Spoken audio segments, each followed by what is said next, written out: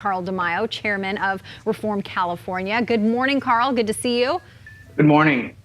Okay, so even leading up to the coronavirus, there was a lot of debate on this AB5 bill from both sides of the aisle because we have such a large number of independent contractors here in California. But with what's going on with this pandemic, this idea of not being able to hire teachers or at-home tutors in your home is going to be a big issue for parents. It is a big issue for parents, and you're absolutely right. AB5 is a fatally flawed law.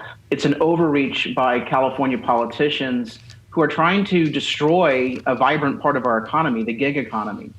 They're also trying to dictate how people work, and most people don't want government telling them how they can and cannot work. The independent contractors like the flexibility and like the innovation and the scalability of being an independent contractor, the freedom.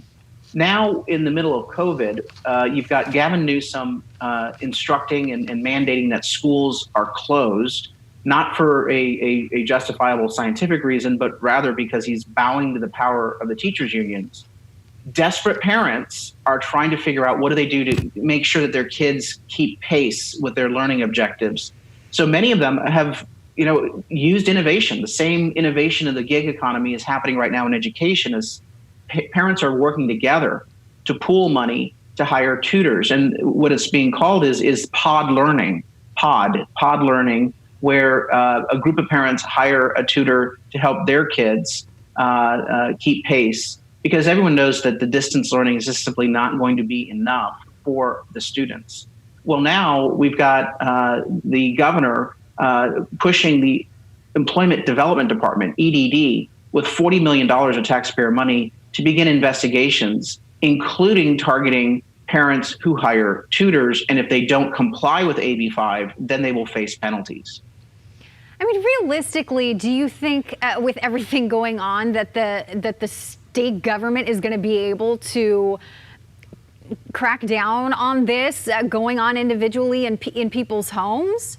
Yes, because the enforcement tends to be delayed, and this is how they trap you. Parents get together, they pass the hat, they collect $1,000, say, and they pay a tutor. The tutor takes that money, and then when they file their taxes next year, they would report those funds, the income they get, under Schedule C on their IRS tax forms, self-employment, 1099, sole proprietorship income. That's where it goes on the tax form. It is very easy for the California EDD department to simply pull that data from the IRS, send a compliance notice to all the tutors, and they will say, and they're doing this right now, Lauren, give us the name of anyone who hired you last year and send us a copy of your contract, your employment contract. They will then look at that to see if you are a bona fide independent contractor. And under AB5, virtually no one stands as an independent contractor unless you get a special exemption from politicians. That's why what we're doing is, even though we oppose AB5, we're demanding that the governor sign an exemption for tutors and teachers, which right now they don't have an exemption, and that will open up those parents to penalties, fines, and enforcement actions. For parents and tutors who wanted to follow the law the way it is now, what would that require? Because in the stories that we've done previously, independent contractors and employers, the independent contractor, really the burden was on them. They'd have to set up their own LLC, basically. Is that what households and families would have to do as well as the in-home tutor now under AB5?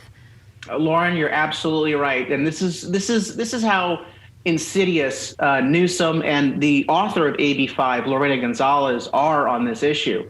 Lorena is out there saying, "Oh, AB5 doesn't ban hiring tutors or teachers," when she knows damn well what you're saying is actually true. That AB5 allows you to hire a teacher or a tutor. It's just that the parents have to form a legal entity, because they're going to pool money. They have to group together and form a legal entity, a small business, some sort of conduit.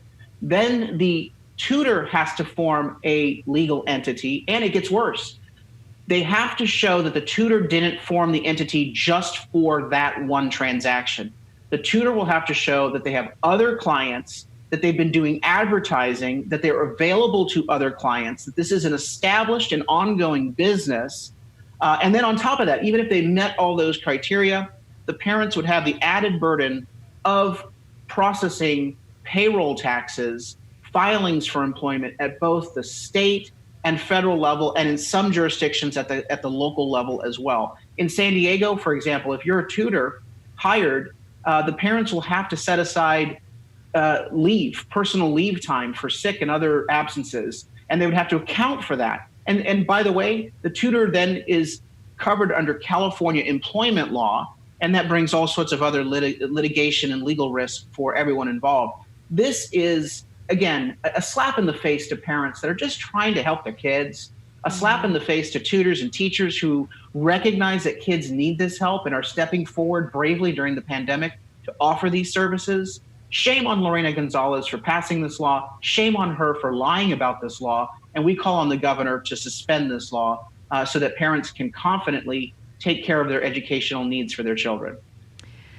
An important discussion, Carl. Thank you. AB5, we've seen some exemptions made already, so perhaps this issue being raised will get the attention of the governor. We shall see. But hope so. Thank you for your time this morning, Carl. Appreciate it.